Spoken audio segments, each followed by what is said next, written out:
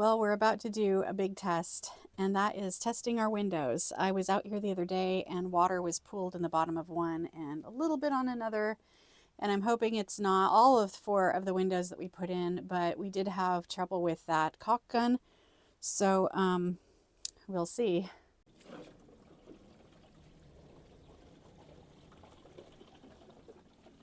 Oh yeah, there we go. That is not cool.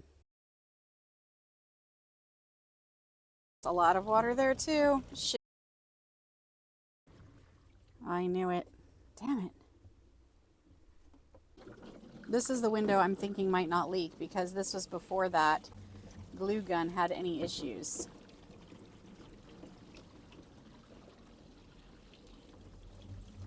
Sweet. I don't see any water coming into this one. That's great. You gotta show the bad parts too. You know, we're learning as we go.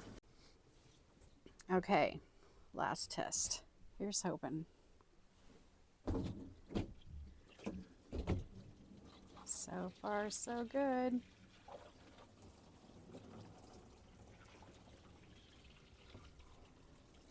Oh, please don't leak. Please only let it be half of our windows that leak. So far, I'm not seeing any water coming in.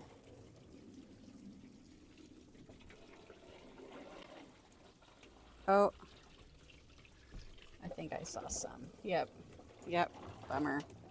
Well, the lesson is when our caulk gun quit working well, instead of limping along a little bit at a time, and then trying to make that bead thick and smooth, which was not as thick and smooth as it was when it was working right, we should have simply stopped, maybe replaced the gun, done something different so that we could get that same bead that we got in the first window.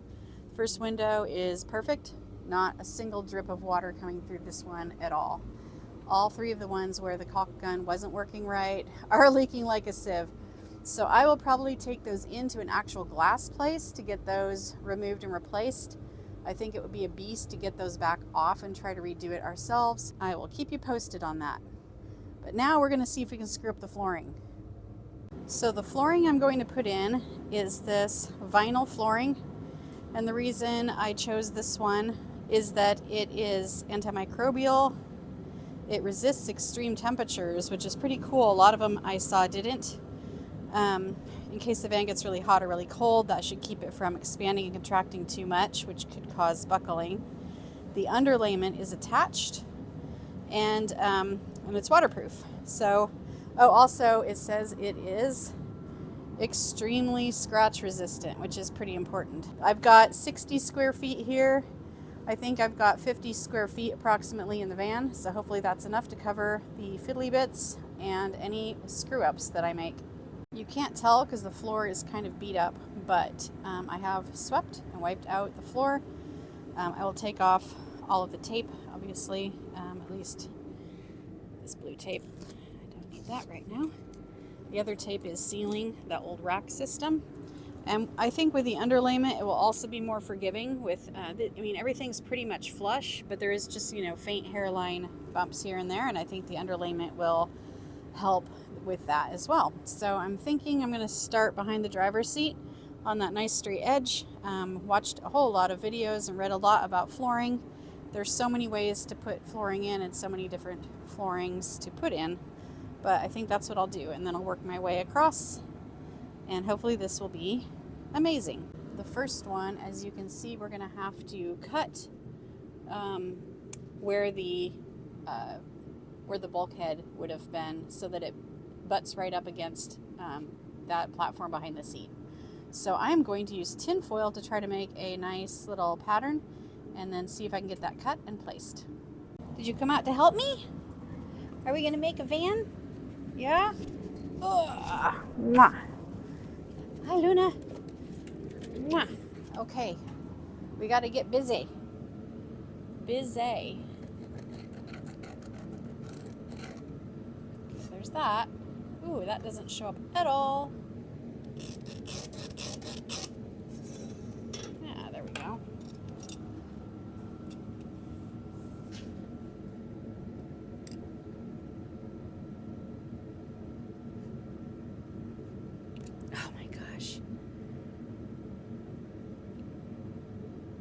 says score it and snap it, so that's what I'm trying to do.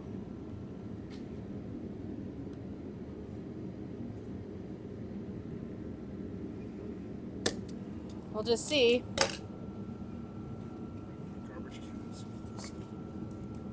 And then just snap it. Just give it a little snapperoo. Just snap it. It's super easy. Instructions say snap it. Yeah. You can snap it when you do it one direction. Okay. Snap.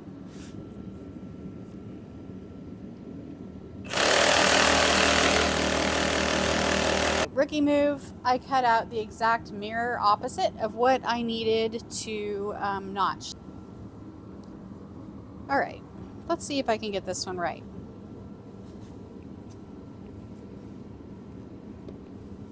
My problem was this blade isn't staying straight.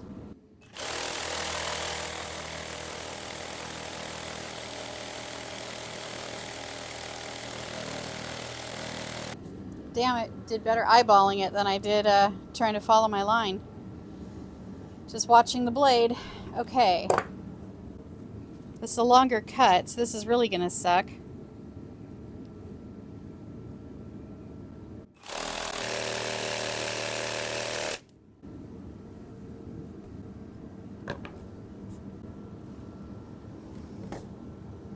Well, that's close.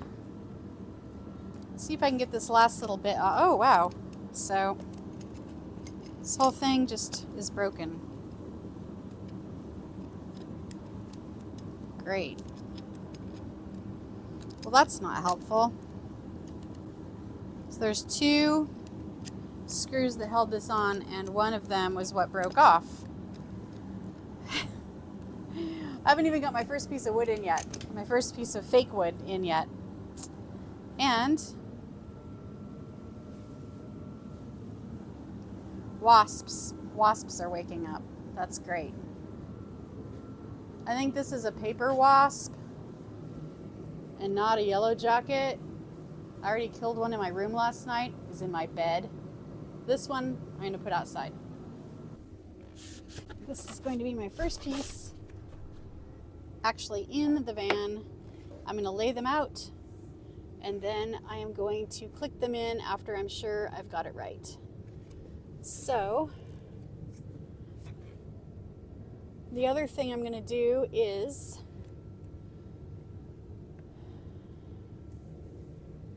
I cut it too wide. I'll show you. Okay, so yay, yay, yay, not so yay. It's flush with the subfloor right here, so there's a gap. I don't think I'm going to care about that gap. I think I'm going to choose to not care. I will fill that with something. It's back here where no one can see it, and I'm going to just carry on with my next piece. So the idea is this first row I'm going to screw down because there's no straight wall that I can butt this up against like there would be in a house. Spoiler alert, it didn't work very well. When I was trying to get one of the stubborn boards to click in, I bashed the thing so much it tore the screw out, so I wouldn't recommend doing that.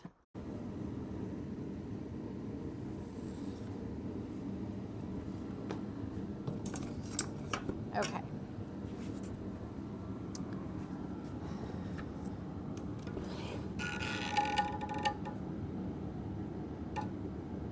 Here they are.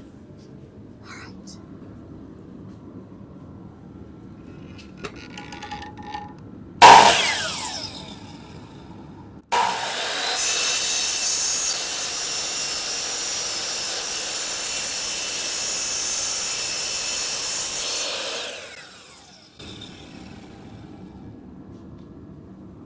This is the one that's should be pretty damn close now. Yeah, that's great. Yep. Dave fixed the jigsaw.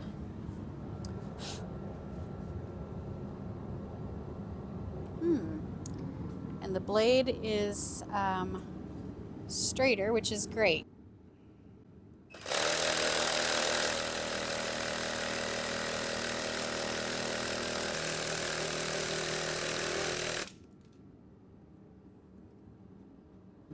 starting to look like a floor, just a little bit. I got that curve pretty well done. And now I get a break and get some flat ones. And then there should just be probably 2 at the end here that will need those weird cuts, which is fantastic. Then I can just hopefully go quickly, more quickly anyway, and get the longer ones just laid out from that.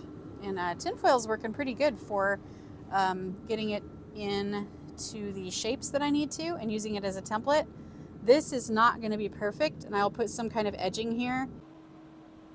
So nobody talks about this. I found yet another way to screw up. So this is the one I had in with my cut. I'm actually trying to clean it up to use it as a template now.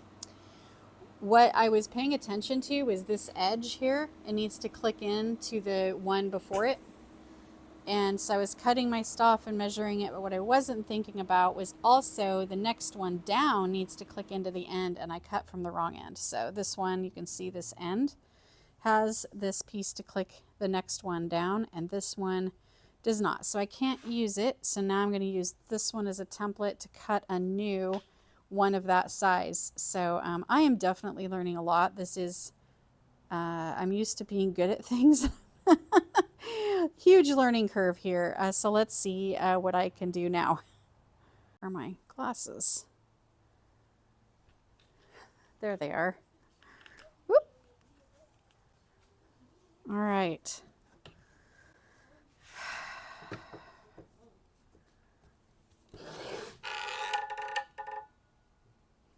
So I'm trying to remember to keep the lines so that I'm cutting on the outside, because it's actually going to remove some of the material.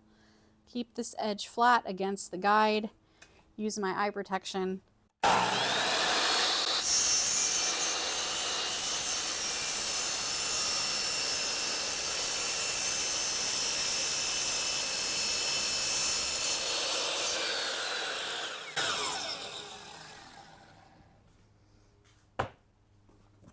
If I get through this without needing an extra box, I will be very, very surprised. All right. So I'm kind of soft clicking them in place so that I can take them back apart. I just need to see that they all line up right. Let me grab a full one. So on top of all of these seams being lined up right, and or the lock parts being lined up right, and keeping the pieces uniform in size, I also have to check for the pattern. Okay, so this one is going to be another one that I need to cut the curve. It's looking good, and I don't see that the pattern's repeating too badly. So I think we're good on the pattern repetition.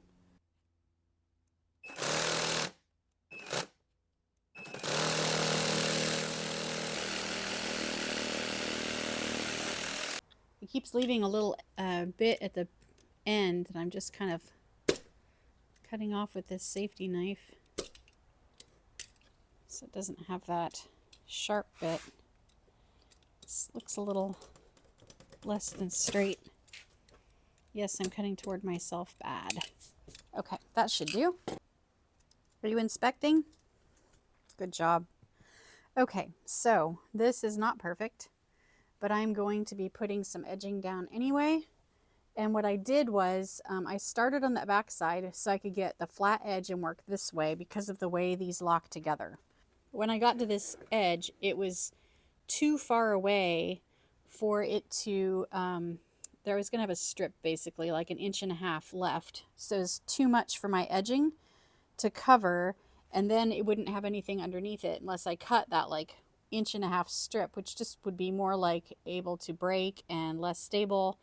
And I did need things to lock in right. So what I'm doing now is I have kind of pushed that over. I had to recut one, but that far corner, you can see there's a bit of a gap right there, but not a big one. And since I'm going to put in edging anyway, I think that that'll be okay. So I am going to screw that far one in place as soon as I make sure everything is absolutely as straight as it can be, because any angles will just become more pronounced as I work my way to the back.